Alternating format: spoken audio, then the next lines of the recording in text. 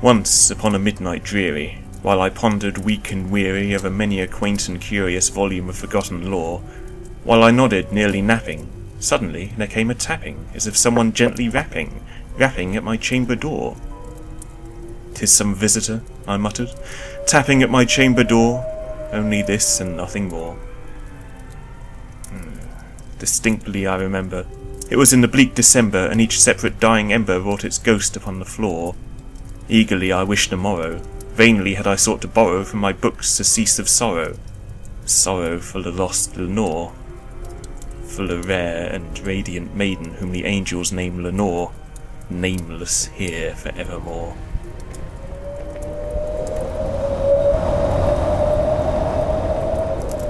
And the silken, sad, uncertain rustling of each purple curtain thrilled me, filled me with fantastic terrors never felt before, so that now, to still the beating of my heart, I stood repeating, "'Tis some visitor entreating entrance at my chamber door, some late visitor entreating entrance at my chamber door, this it is, and nothing more." Presently my soul grew stronger.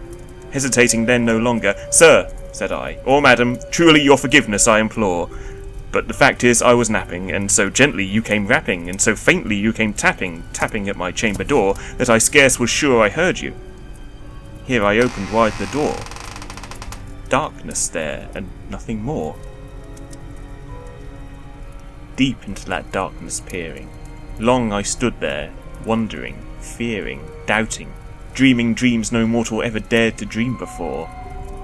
But the silence was unbroken, and the darkness gave no token, and the only word there spoken was the whispered word, Lenore. This I whispered, and an echo murmured back the word, Lenore, Lenore, Lenore. Merely this, and nothing more. Back into the chamber turning, all my soul within me burning, soon again I heard a tapping, somewhat louder than before. "Surely," said I, "surely that is something at my window lattice. Let me see then what thereat is, and this mystery explore. Let my heart be still a moment, and this mystery explore. 'Tis the wind, and nothing more."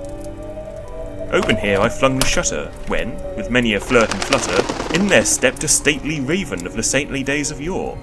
Not the least obeisance made he, not a minute stopped or stayed he, but with mien of lord or lady perched above my chamber door. Perched upon a bust of Pallas just above my chamber door. Perched and sat, and nothing more. Then this ebony bird beguiling my sad fancy into smiling, by the grave and stern decorum of the countenance it wore. "Though thy crest be shorn and shaven, thou," I said, "art sure no craven, ghastly grim and ancient raven, wandering from the nightly shore. Tell me what thy lordly name is on the night's Plutonian shore." Quoth the raven, "Nevermore." Much I marvelled this ungainly fowl to hear discourse so plainly, though its answer little meaning, little relevancy bore. For we cannot help agreeing that no living human being ever yet was blessed with seeing bird above his chamber door, bird or beast above the sculpted bust above his chamber door, with such a name as Nevermore. But the raven, sitting lonely on that placid bust, spoke only that one word, as if his soul in that one word he did outpour. Nothing further then he uttered, not a feather then he fluttered, till I scarcely more than muttered, "Other friends have flown before. On the morrow he will leave me, as my hopes have flown before." Then the bird said, "Nevermore." Startled at the stillness broken by reply so aptly spoken, "Doubtless," said I, "what it utters is its only stock and store, caught from some unhappy master, whom unmerciful disaster followed fast and followed faster, till his songs one burden bore, till the dirges of his hope that melancholy burden bore of never, nevermore." But the raven, still beguiling all my sad soul into smiling, straight I wheeled a cushioned seat in front of bird and bust and door. Then, upon the velvet sinking, I betook myself to linking fancy unto fancy, thinking what this ominous bird of yore, what this grim, ungainly, ghastly, gaunt, and ominous bird of yore meant in croaking, "Nevermore." This I sat engaged in guessing, but no syllable expressing, till a fowl whose fiery eyes now burned into my bosom's core.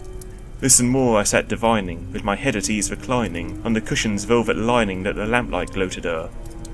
But whose velvet lining, with the lamplight gloating o'er, she shall press nevermore.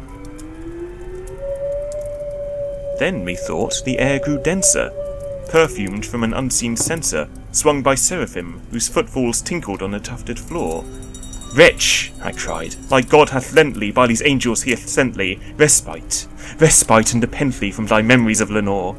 Quaff, oh quaff this kind nepenthe, and forget this lost Lenore. Quoth the raven, nevermore. Prophet, said I, thing of evil, prophet still of bird or devil, whether tempter sent or whether tempest tossed thee here ashore, desolate yet all undaunted, on this desert land enchanted, on this home by horror haunted, tell me truly, I implore, is there balm in Gilead? Tell me, I implore. Quoth the raven, nevermore. Prophet, said I, thing of evil, prophet still of bird or devil, by that heaven that bends above us, by that God we both adore, tell this soul with sorrow laden, if within the distant Aidenn it shall clasp a sainted maiden whom the angels name Lenore, clasp a rare and radiant maiden whom the angels name Lenore. Quoth the raven, nevermore. Be that word our sign of parting, bird or fiend, I shrieked upstarting. Get thee back into the tempest and the night's Plutonian shore. Leave no black plume as a token of that lie thy soul has spoken. Leave my loneliness unbroken. Quit the bust above my door. Take thy beak from out my heart, and take thy form from off my door. Quoth the raven, nevermore. And the raven, never flitting, still is sitting, on the pallid bust of Pallas just above my chamber door. And his eyes have all the seeming of a demon's that is dreaming, and the lamplight o'er him streaming throws its shadow on the floor, and my soul from out that shadow that lies floating on the floor shall be lifted nevermore.